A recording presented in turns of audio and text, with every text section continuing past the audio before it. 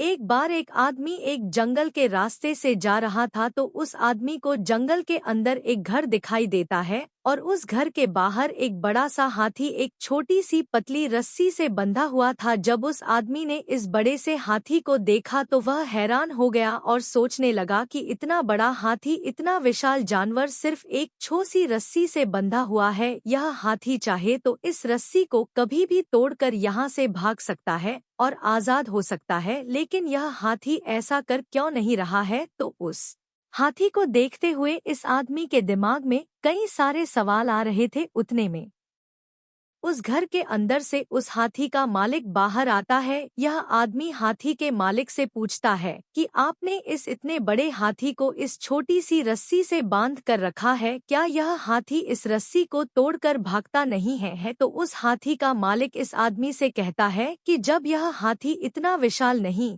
था और छोटा था तब मैंने इस हाथी को जंगल से लाया था और उस टाइम पर मैं इस हाथी को इसी रस्सी के सहारे से बांधा करता था और इस हाथी ने उस टाइम पर इस रस्सी को तोड़ने की बहुत कोशिश की, लेकिन छोटा होने की वजह से यह हाथी रस्सी को तोड़ नहीं पाता था। इसने उस टाइम पर भागने की बहुत कोशिश की, लेकिन इस रस्सी ने उसे रोक रखा था। अब दिन गुजरते गए और धीरे धीरे इस हाथी को यह यकीन होने लग गया था कि वह इस रस्सी को कभी भी तोड़ नहीं सकता है और इस रस्सी को तोड़ पाना नामुमकिन है। फिर वक्त गुजरता गया और यह हाथी एक विशाल और बड़ा हाथी बन गया, लेकिन इसे अभी भी यही लगता है कि यह रस्सी इससे नहीं टूट पाएंगी और अब यह हाथी इस रस्सी को तोड़ने की कोशिश भी नहीं करता है। यह बात सुनने के बाद वह आदमी मन ही मन मुस्कुराते हुए सोच रहा था कि हाथी अगर एक बार कोशिश कर ले तो इसे यह पता चलेगा कि इस रस्सी को तोड़ पाना अब इसके लिए कितना आसान हो गया है। लेकिन इस हाथी ने उस रस्सी से मान ली। दोस्तों, सेम सिचुएशन हमारे साथ भी होती है। हम भी यही सोचकर जिंदगी गुजार देते हैं कि मैंने कुछ समय पहले किसी काम को करने की कोशिश की थी लेकिन मैं उसमें नाकाम हो गया था। यही सोचकर हम अपने दिमाग में यह बात डाल देते हैं कि अब उस चीज में मैं कभी भी कामयाबी हासिल नहीं कर सकता हूँ और उस चीज में कामयाबी हासिल करना मेरे लिए नामुमकिन है। लेकिन मैं आपको यह बताना चाहता हूँ कि उस समय वक्त अलग था और आज वक्त अलग है।